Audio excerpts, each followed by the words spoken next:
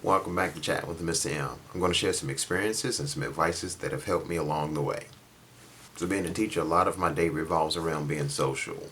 Talking to kids, handing out stuff, high fives, hugs, all the above. Also in my personal life, I like to go to the gym, walk in the park where I see many of my friends that I talk to.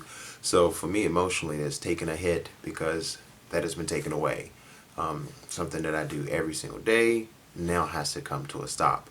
So one of the things that I notice is just acknowledging that it is difficult because many people in the same situation I'm may have a difficult time with not being able to be so. To help with this, I've been chatting a lot with my family and friends on the phone. So I've made a lot more phone calls than I have in a very long time. Sometimes you can use FaceTime, Zoom, Skype. I know Facebook has different apps and there are many more out there, but just utilizing some of those just to chat with some of my friends and family. In doing so, you can talk about the process and still make these same connections that you wouldn't have otherwise. So having these conversations and just being able to converse with others have been able to help. So the use of this technology has been very helpful. One of the other things that I've been doing, I've been venturing into some of my childhood pastimes. Venturing into the arts and crafts, drawing, sketching, painting, folding, origami, any of those different things. I've been touching bases with those once. I've been finding things to do around the house, home improvement projects that don't cost very much money.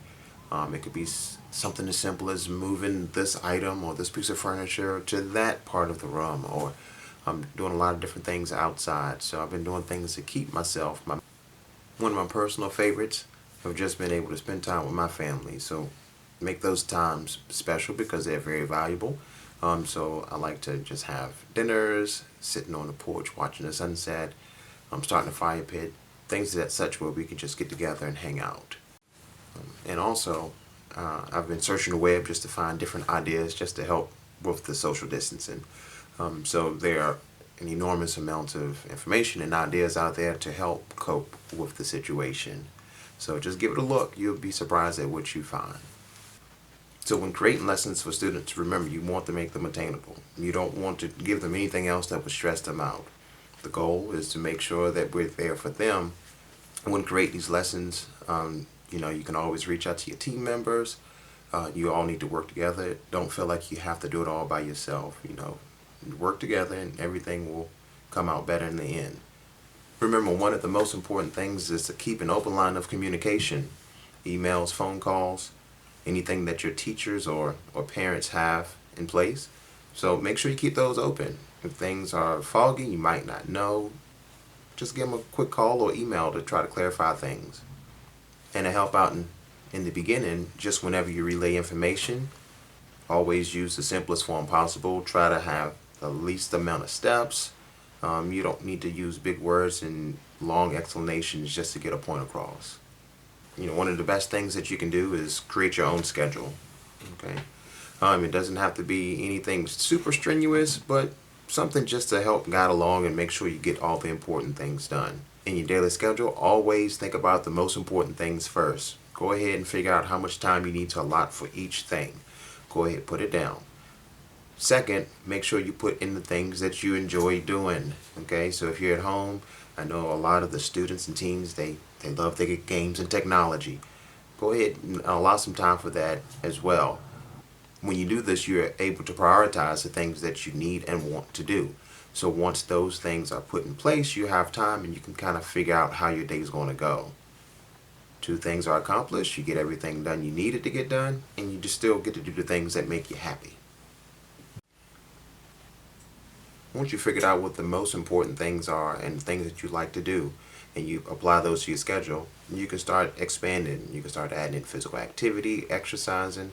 You can add in different arts and crafts, just learning new skills that may not be required for school.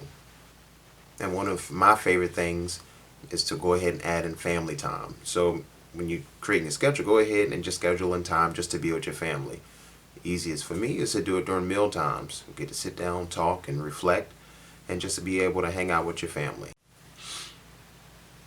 Doesn't take very long to come up with a schedule, but it can be a very big help just to organize your day and organize the things that you need to get done. Parents and teachers, this would be a great time to learn from your students. Um, they are amazing. They are their own experts in the things that interest them. So this would be a good time just to take time to learn from them and their particular interests. One of my favorite parts about being in the classroom was learning from my students. They all had something that they were really interested in, and just learning from them, because a lot of the times there were things that I didn't even know.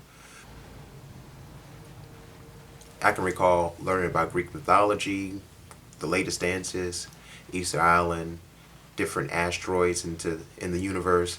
I just remember learning a lot of different things from my students. Two things happened. They were in charge, they felt pride. Second, I just built a better bond with them because I was really interested in what they wanted to share.